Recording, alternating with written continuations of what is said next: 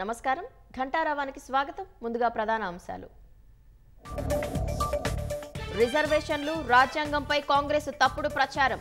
morphing చేసిన వారిని వదిలిపెట్టబోమన్న ప్రధాని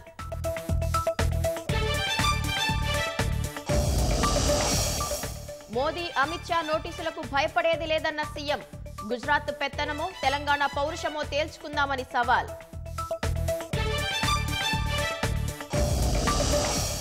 కేంద్రంలో రాబోయేది సంకీర్ణ ప్రభుత్వమేనన్న కేసీఆర్ ఎన్డీఏ కూటమికి 200 సీట్లే వస్తాయని జోస్యం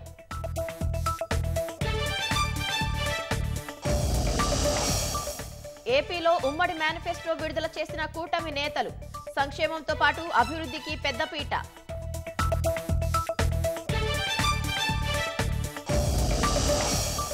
కర్ణాటక జేడీఎస్ నేత ప్రజ్వల్ రేవణ్ణపై వేటు లైంగిక దాడి ఆరోపణలతో సస్పెండ్ చేసిన పార్టీ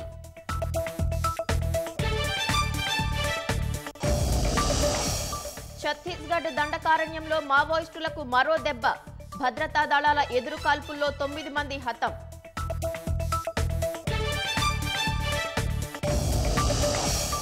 టీ20 ప్రపంచ కప్కు భారత జట్టును ప్రకటించిన బీసీసీఐ సారథిగా రోహిత్ శర్మ వైస్ కెప్టెన్ గా హార్దిక్ పాండ్యా